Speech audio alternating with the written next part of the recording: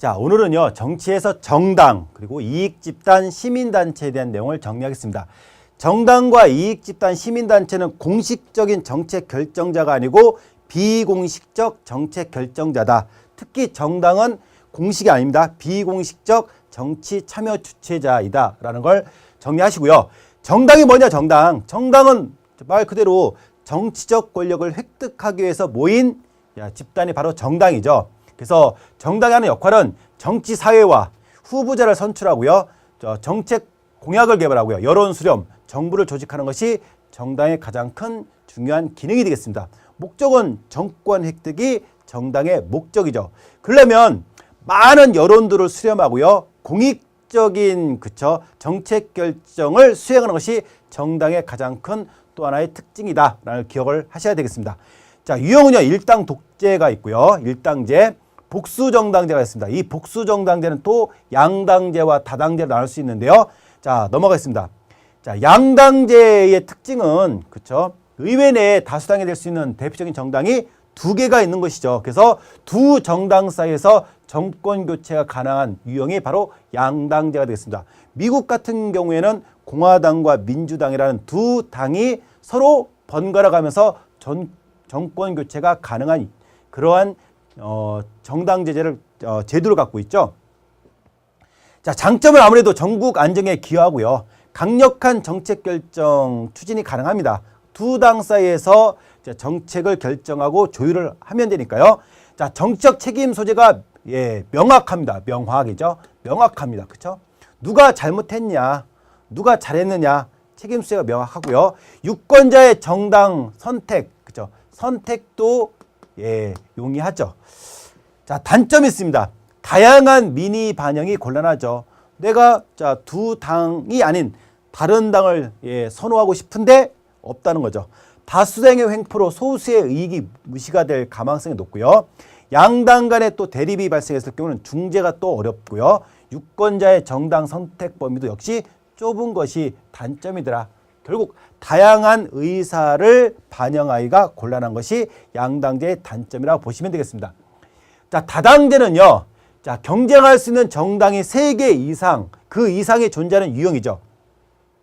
하나의 정당이 의회 내에서 과반수를 차지하기 어려운 하나의 특징을 또 가질 수가 있겠습니다.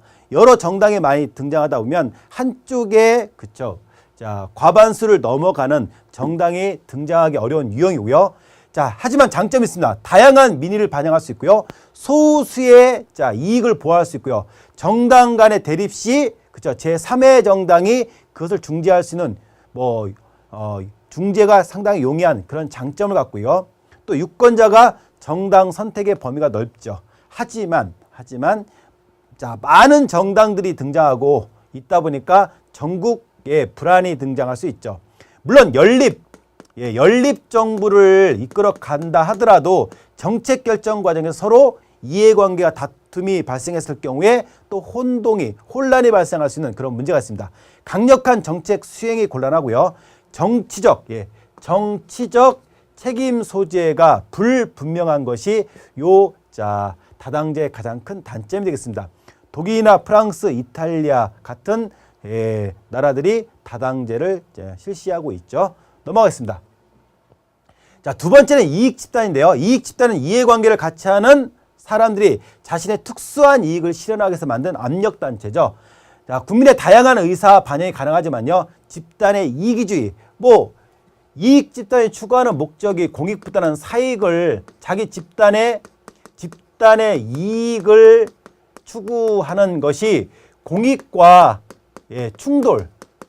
충돌됐을 경우에 문제가 발생할 수 있다는 거죠. 자, 자신의 이익을 우선시하다 보니까 집단 이기주의가 등장할 수 있는 그러한 단점, 그런 특징을 갖고 있습니다.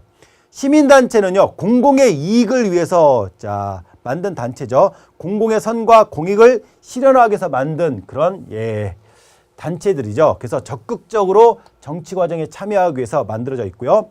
공공성과 독립성이 침해되지 않도록 정부나 기업으로부터 재정 지원을 줄이고 재정 자립도를 높여야 된다. 자, 한계점이 나오는 거죠. 결국에는 뭐죠?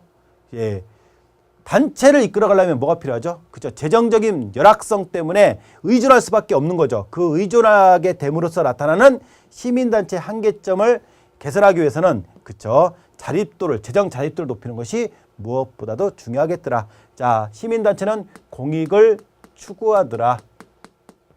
자, 정당까지 자 배웠습니다. 정당, 이익집단, 시민단체. 자, 여론을 이끌어가는 그죠? 여론을 이끌어가는 주체, 비공식적 정치 참여자이더라 라는 것까지 정리를 하시면 되겠습니다.